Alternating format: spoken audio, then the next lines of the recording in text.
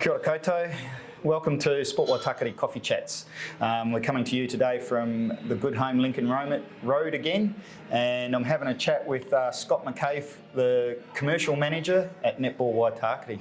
Today we're going to talk a little bit around the work that Scott's done at the centre, introducing some sponsorship and alternative revenue opportunities, and hopefully we can come away with some ideas of what we can do as local clubs as well.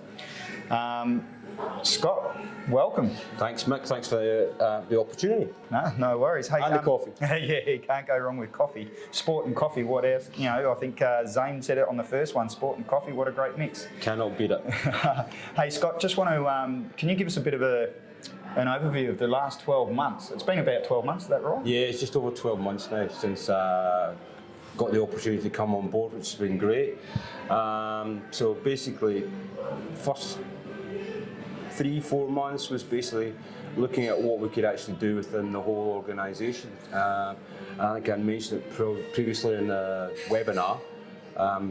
We've got a blank canvas across the road here from the Good Home, who are one of our sponsors, to the point of view that it was a blank canvas for be it signage. So the key thing was actually going out there, picking out who we wanted, who fitted what we wanted to do from a health and well-being scenario, who wanted to be involved, finding out more about what the clubs wanted, and actually creating a plan to begin with so that we could actually go and have some direction going forward for the next, say, 12 months.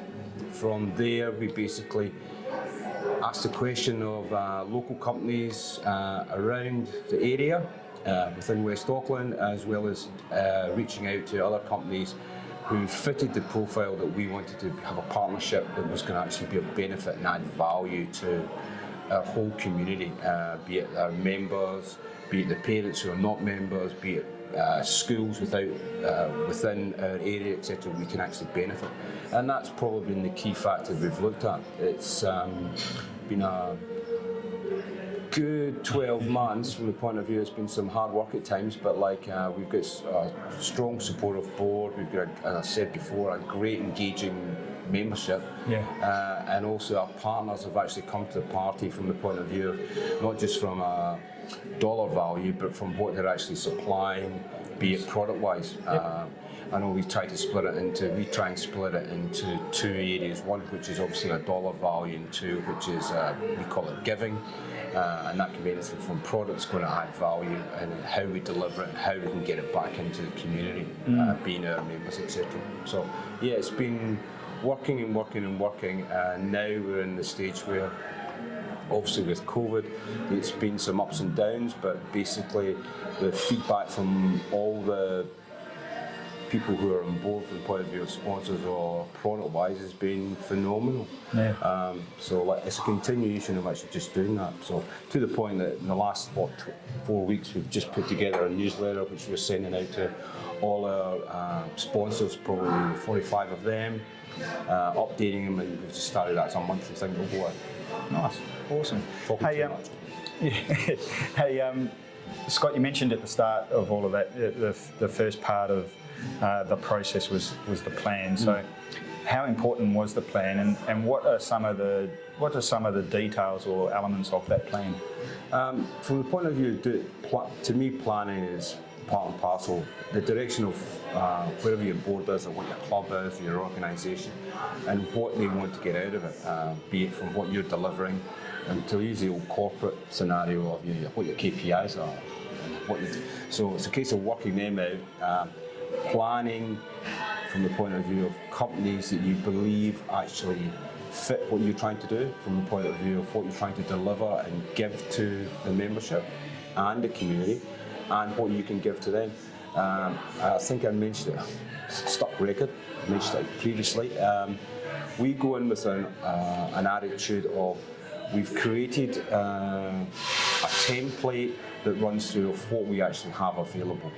So that runs through what happens from be it permanent signage, be it naming rights of leagues, like grades, be it ball sponsorship during match days, call-overs over the tannoys during the day, sponsorship that we've got from the point of view of running around outside our area. So we've got inside our centre, outside our centre, we've got the indoor arena, we've got viewing decks, etc. The membership and where they are and the numbers that we have and what we can offer to actually do a sampling exercise from the point of view of who our sponsors are. So there's a plethora of things. Additionally, on top of that, it's doing the set things that you want to ensure that you're getting an return on investment, both from our membership, our sales, and sponsors, our partners. And basically, that's what we're trying to deliver from a point of view of social media, be that through Facebook, be that through Instagram, be it through our website, be it through sponsors days, be it through activity. It's a whole mix of what we're trying to do. We're trying to basically balance things out, that we have the 5 and 6s running through all the way to seniors, but what we actually want to do is ensure that it's branded into be a social aspect, where people just want to play the game, be active, stay fit, health and well-being factor. To the other avenue there, we're obviously striving to still produce Future Fairs, which is a Future Fairs programme that comes from Netball New Zealand, but obviously that's our elite. So we can cater from the point of view of be it school holiday programmes, our academy, the development factor that's done by Peter, who's the development manager there. It's part and parcel of everything we're trying to do, be it the kids come into a school programme. I think you mentioned before again about we put community bags together that fit the mix and what the age groups are.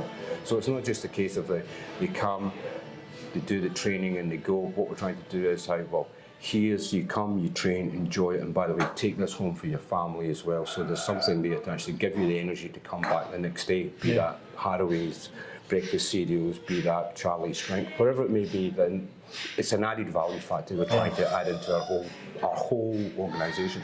So I'm going to use Simon Sinek's golden circle here. I love bringing that into conversations when I can from time to time.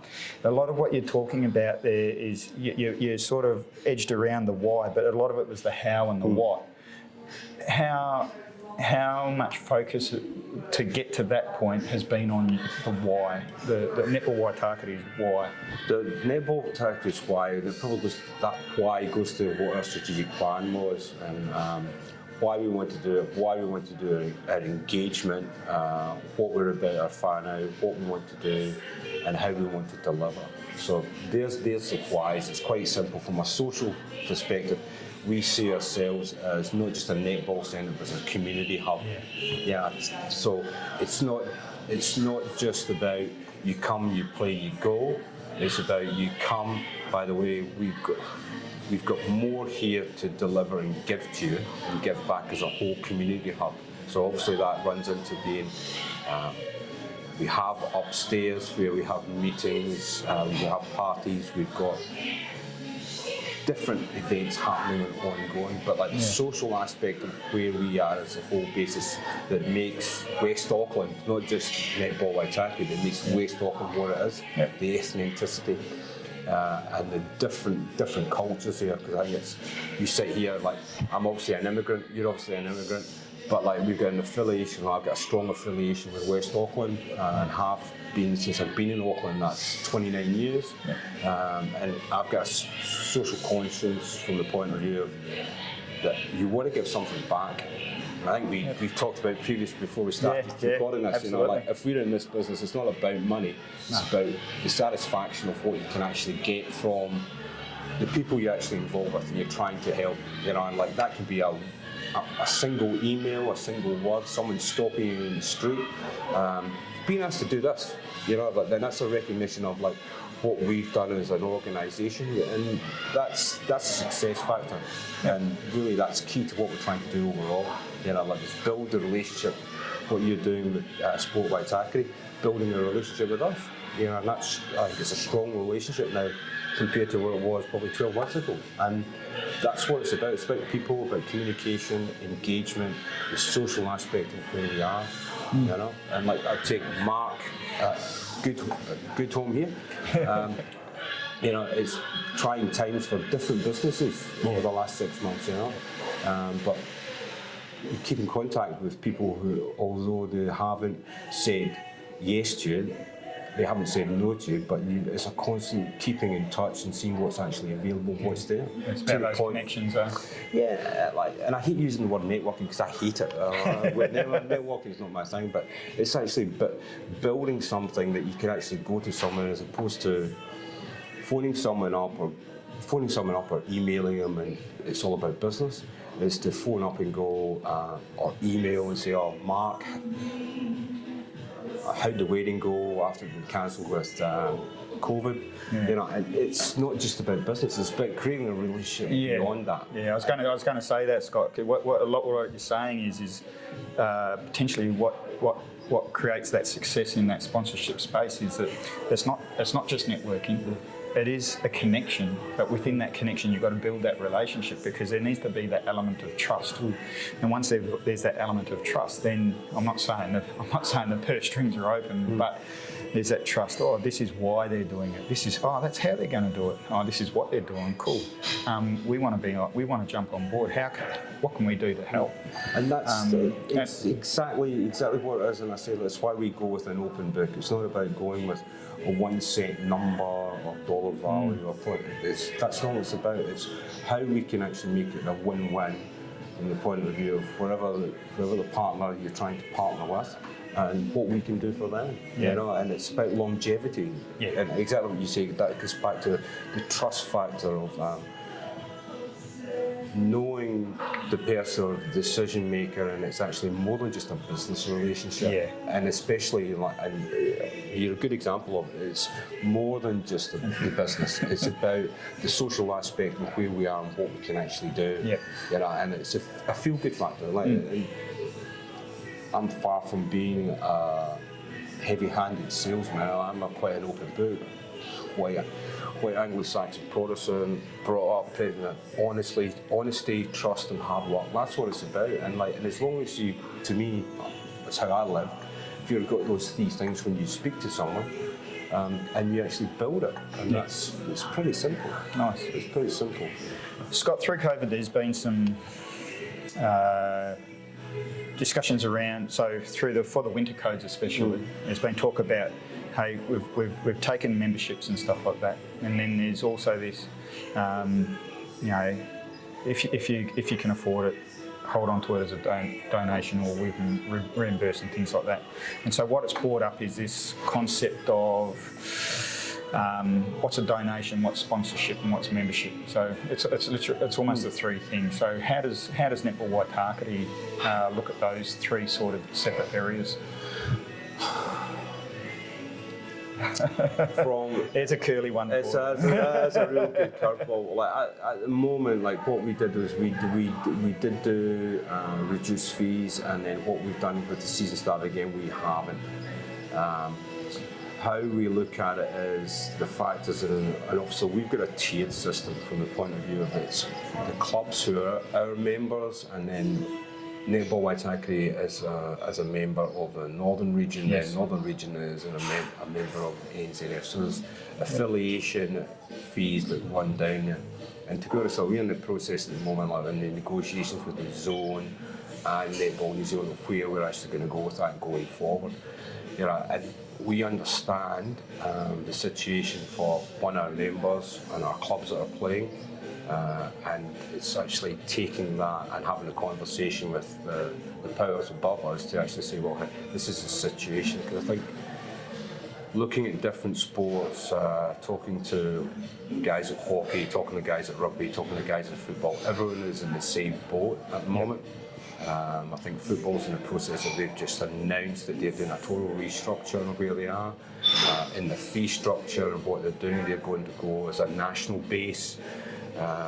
And charge every player a fee to be a member, so that if you're at a club, then you've got to pay a fee, which is I don't know the ins and outs of where that is, but from our perspective, we just want to look at Netball Waitakere, West Auckland, our community, and we want to do the best thing for them. And that's probably the best way to describe it. Is there's a number of different cases you can put forward for what you want to do, but the finality is, and it's probably no different from the point of view of all those other codes, all those other federations or organisations, and the clubs, that everyone is suffering financially at the moment. So it's a case of working out the best solution for yourself, because everyone's different, or every organisation is different.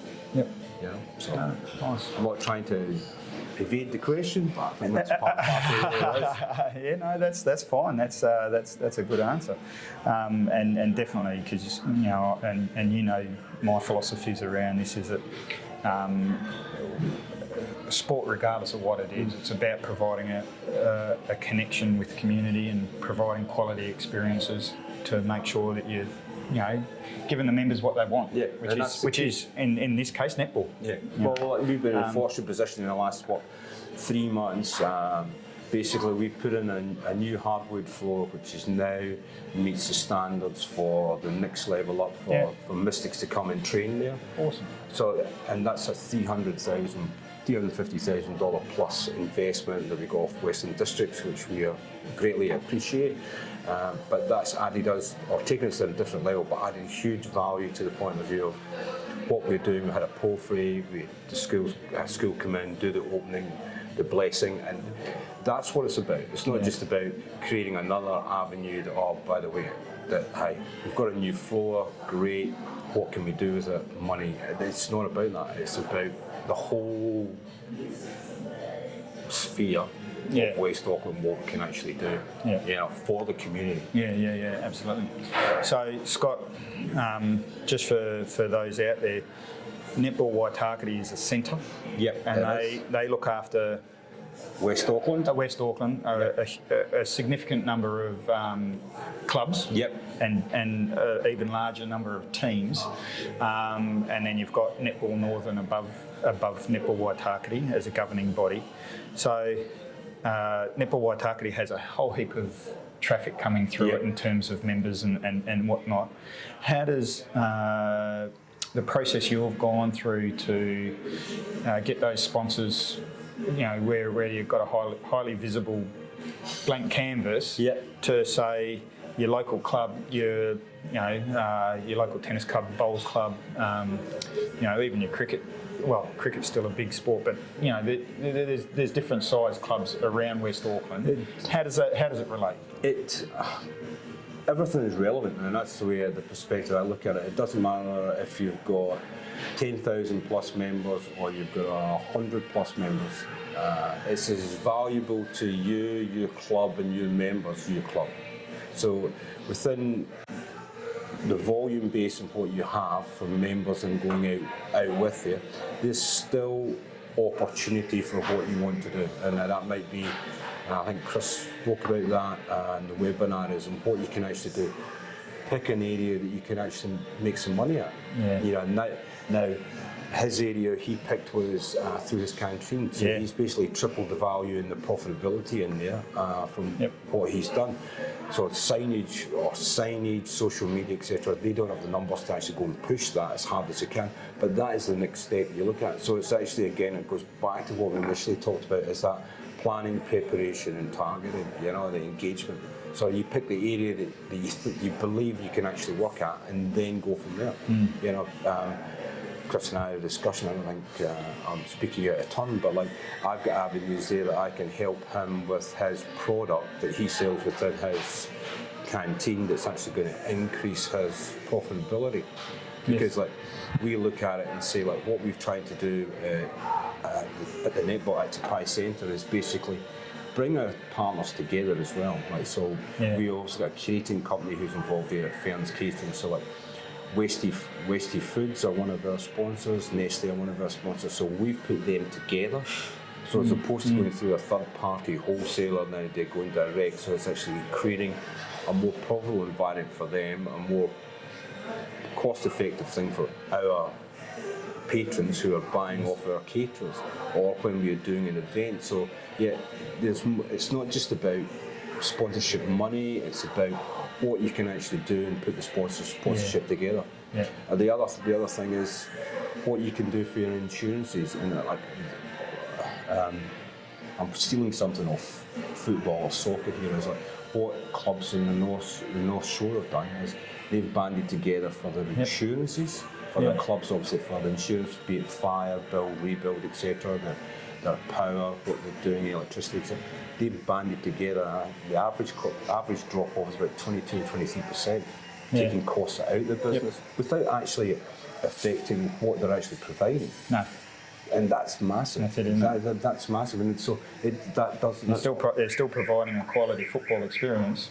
They're just reducing the cost because they're pulling resources together. Yeah, exactly. And then obviously that, it doesn't matter how big or how small you are, the percentages, taking those costs out of the running of your business or your club, however small or however big, is all relevant. So then that's the added factor that benefits. So it's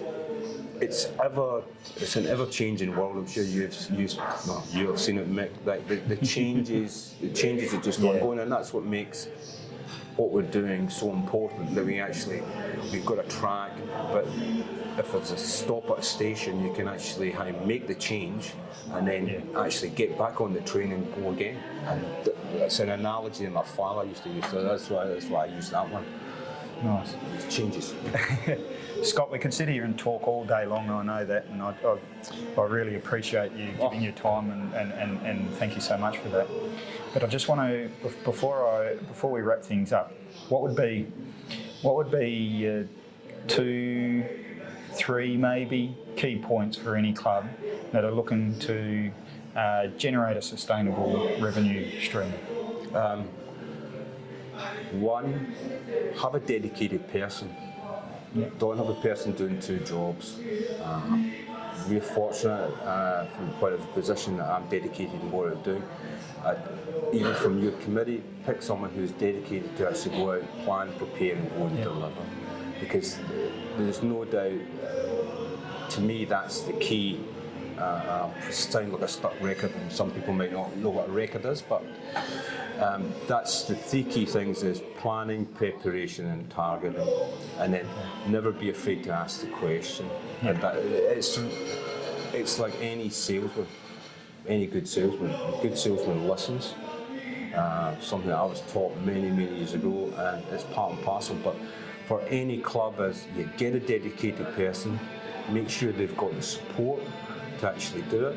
Make sure you've got communication with your membership, because I can guarantee you 100%, doesn't matter your size, that there'll be people or members or your members' parents who are in business, who you do not know, who will run a business or be an influencer or a decision maker within a business, who will help. And that's probably the biggest miss of any organisation that I've looked at or been into and scoped a business plan for us, is not asking the question of who's involved. Because it could be Johnny, Margaret, Mary, whoever it may be. There'll be someone within that organisation you don't know who is more than happy to help from the point of view of sponsorship or being involved and can benefit the whole club, and that's really key to it. I'm quite simplistic in my approach. I've said hard work, honestly. So to bring that back, it's have a dedicated person. Yep, definitely. Have your what is it? Your plan, preparation, and target. Yep. But then don't be afraid to ask questions. And that's probably a 2-pronged one, is ask the questions of potential sponsors or people that might donate or whatever it might be. But don't be afraid to ask your membership who that right person might be. Because you just don't know. You just have no idea. Until you ask, of course. Until you ask, and then you find out. And I think it relates back to, we did one person who I knew, didn't know her kids played at the centre at Netball Waitakere. I went there, I asked the question of membership, and she came back and said, "Oh, by the way, Scott, my daughter plays there, come and see me." Yeah. That turned into, it's a 5-figure sponsorship between product and that's the simplicity of it. Yeah. And yeah, the greatest thing you can get is, and I think we discussed it before, is like, and it's not a pat on the back for anyone, it's a thank you to the organisation, be it someone making a post about one of your sponsors, and it's all positive, because that's the key thing you've got to make sure you do. Yeah. You know, the positivity, the engagement, keep the communication going. The local sports authority is always good to know and always good to get on with, which is even better. But yeah, it's thanks, just mate. doing the job. Yeah. Hey Scott, thank you so much. No, issue. And it's been, you know, a real pleasure listening to you talk over the last few weeks, connecting, and really wish you and Netball Waitakere the best moving forward with your new plans and where the new court takes you as well, and other bits and pieces. So thank you very much for your time. Team, I hope you've got something from Scott's words there, a whole heap of information there, and look, if you've liked the chat, give us a like. If you want to join in the conversation or you've got a question, leave a comment and we'll look to answer it, or we'll catch up for another coffee. As Scott said at the start, nothing like a bit of coffee and talking sport. But that's all we've got for today. Ka kite. Thank you.